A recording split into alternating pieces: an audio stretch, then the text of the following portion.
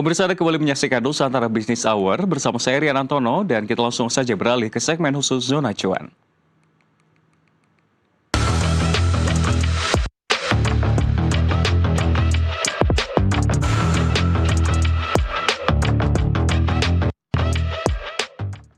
Lalu yang menjadi pertanyaan sebetulnya pemirsa, seperti apa peluang dan strategi bisnis batik di tengah kondisi saat ini? Untuk menjawab hal tersebut sudah hadir bersama saya di studio founder Batik Trusmi, Sally Giovanni. Selamat sore Mbak Sally. Selamat sore. Terima kasih sudah bergabung bersama kami di Zona Cuan. Makasih juga udah di-invite ke sini. Ini kalau kita melihat sebetulnya ini kan banyak yang menilai bahwa batik itu ketinggalan zaman. Namun berbagai strategi ini dilakukan, termasuk salah satunya mungkin terkait dengan yang berbau tradisionality, berkain pun juga sudah mulai digalakan kan. Apakah ini artinya memang batik sudah mulai banyak dipakai saat ini? Mungkin bisa digambarkan pasarnya Mbak Sally? Iya, jadi memang ya mindset kebanyakan orang batik itu cuma dipakai untuk pakaian formal aja. Nah ini nih challenge-nya kita nih, gimana caranya kita bisa menghadirkan batik yang fresh, menarik, dan merubah mindset bahwa batik tuh bisa dipakai di semua occasion. Jadi batik tuh bukan cuma hanya produk tradisional, tapi juga ini cocok loh untuk dipakai semua generasi.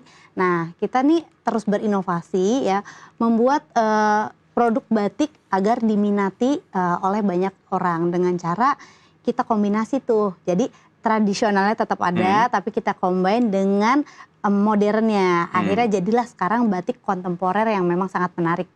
Batik kontemporer ini menjadi salah satu strategi yang dilakukan. Apakah artinya fase yang saat ini sedang terjadi, batik ini sudah mulai naik daun kah? Atau kalau kita lihat dengan berbagai kondisi, daya beli kan katanya menurun.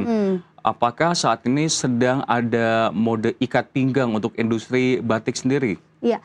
Sejak tahun 2009 ketika UNESCO menetapkan sebagai batik itu warisan tak benda yang dimiliki oleh Indonesia tanggal 2 Oktober, itu batik langsung naik daun dan masyarakat semakin aware.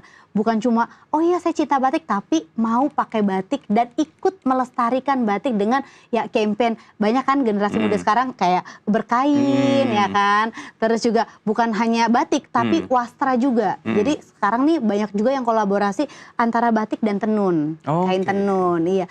Jadi sebenarnya ini bukan cuma pakaian, tapi juga sebagai identitas bangsa Indonesia yang perlu dibanggakan bukan cuma di Indonesia, tapi di kancah internasional. Lalu tadi Anda mengatakan soal batik kontemporer, itu seperti apa maksudnya batik kontemporer? Iya, batik kontemporer tuh jadi kita bukan hanya batik monoton itu-itu aja, tapi kita combine. Contohnya kemarin BT Batik Trusmi launching produk Denim Life. Kita tahu dong peminat jeans itu sangat banyak. Gimana caranya batik tuh bisa masuk ke komunitas jeans yang diminati oleh banyak orang dan long last ya kalau jeans gitu. Jadi kita ada jaket jeans yang dikombinasi pakai batik, celana jeans ada batiknya gitu. Jadi nggak bosen gitu loh. Jadi sesuatu yang baru, akhirnya kita bisa menggait market lebih luas lagi. Tapi kalau ngomongin fokus dari industri bisnis Batik Trusmi sendiri, berbicara mengenai lintas generasi, paling banyak mana peminatnya? Apakah saat ini anak muda yang memang sudah ada mulai berbagai strategi mulai dari batik kontemporer atau masih banyak dari masyarakat yang terbilang dewasa, milenial, baby boomer? Iya, ya jujur saat ini masih yang dewasa ya. Makanya ini PR besar kita, gimana caranya harusnya mulai dari kecil. Dari kecil kita mengenalkan batik sebagai warisan budaya kita yang perlu kita lestarikan. Karena kan kalau bukan kita, siapa lagi? Kita anak bangsa yang punya tanggung jawab dong untuk melestarikan itu. Tapi aku bangga sekali ya, sekolah-sekolah sekarang tuh dari mulai SD udah ada tuh hari yang pakai batik gitu, batik days ya kan. Itu sih bagus sih, itu sebuah program yang bagus gitu. Nah sekarang gimana caranya Gen Z ya kan, kalau milenial aku udah sering tanya, suka nggak batik? Ada beberapa milenial yang suka batik. Nah Gen Z ini kita perlu mengemasnya secara ya Gen Z juga nih, dengan ya aku sering bikin konten-konten yang menarik gitu kan. Iya, dan aku kolaborasi bukan cuma sekedar dengan brand-brand tertentu, tapi aku kolaborasi sama komunitas-komunitas lain juga gitu. Kayak kemarin aku kolaborasi dengan desainer, aku kolaborasi juga dengan travel, dengan kosmetik. Itu bisa masuk ke market Gen Z lebih cepet sih. Baik, ini kan berarti memang untuk anak-anak muda sendiri dengan berbagai strategi yang dilakukan juga sudah ada perkembangan gitu ya yang menggunakan dan juga yang minatnya ke batik sendiri. Lalu kalau ngomongin soal tantangan, ini kita ngomongin dari kacamata bisnis, mengingat segmen khusus kita nih zona cuan. Apakah artinya cuan yang didapatkan dari kondisi saat ini masih tetap bertumbuh tinggi atau terbilang stagnan, Mbak Sally? Karena kan mengingat di pertengahan Januari, Februari, akhir tahun lalu, eskalasi Timur Tengah, rupiah terus melemah terhadap dolar. Belum lagi mungkin kita bisa ngomongin soal salah satu tantangan ini terkait dengan batik printing yang kabarnya dari China juga, gitu kan? Mungkin bisa digambarkan? Iya, kalau dilihat dari secara perekonomian dunia, ya emang kita lagi stagnan, gitu kan. Tapi ini tantangannya ada serbuan produk dari China. Orang yang belum teredukasi mikirnya itu batik. Padahal no, batik adalah esensi proses dari handmade, ya kan, kain putih menjadi sebuah motif yang saya pakai sekarang. Itu esensi batik, itu prosesnya. Tapi kalau yang dari China itu adalah tekstil bermotif batik. Tidak ada proses membatik itu sama sekali. That's why harusnya yaitu kita tuh banyak mengedukasi masyarakat bahwa jangan sampai salah nih. Mana yang batik beneran, mana yang bukan batik gitu loh.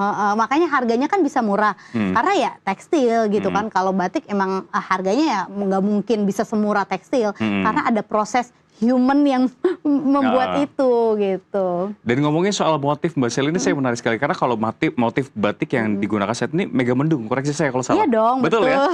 Tapi kalau di industri Anda, di bisnis Anda sendiri, motif mana sih yang paling menarik perhatian atau yang paling banyak diminati? Ya, yang signature memang dari Cirebon tuh batik Trusmi adalah motif mega mendung, karena tidak dimiliki oleh kota-kota atau daerah lain gitu. Ini mempunyai makna dan filosofi. Kenapa sih kok ada batik motifnya mega mendung? Mega mendung ini kan menggambarkan awan ya. Jadi saya boleh cerita sedikit Boleh. Jadi dulunya itu Sunan Gunung Jati kan orang Cirebon, menikah dengan Putri Ongtin, putri dari kerajaan China, ya kan. Dilihatlah, oh ada ternyata budaya-budaya Chinese dari guci-guci ukiran-ukiran awan. Iya, yang warna biru itu ya, porselen-porselennya. Yes, betul. Nah, Sunan Gunung Jati pengen memberikan hadiah spesial. Jadi pengrajin batik itu diminta untuk bikinin dong motif dengan budaya Chinese. Jadilah batik mega mendung ini dan akhirnya sekarang banyak diminati sekali gitu. Motif-motif yang ada di Trusmi sendiri apa aja selain mega mendung? Ya, banyak ada motif keratonan karena Cirebon itu kan punya beberapa keraton. Jadi kita ada motif keratonan, kita juga ada motif bunga-bunga, dan sekarang mega mendung udah banyak dikombinasi, misalkan mega mendung sama bunga, mega mendung sama hewan. Itu udah lebih banyak berinovasi sih sekarang. Lalu kalau ngomongin soal industri fashion sendiri, tentunya ketika kita ngomongin fashion, ini kan yang menjadi stereotype di otak adalah baju-baju glamor, baju-baju global, seperti itu, fast fashion juga. Seberapa kuat batik terhadap dan juga bersaing dengan sejumlah jenis-jenis fashion tersebut? Mungkin jawabannya ditahan dulu, karena kita akan lanjutkan kembali segmen khusus Zona Cuan. Pemirsa, tetaplah bersama kami, karena kami akan kembali.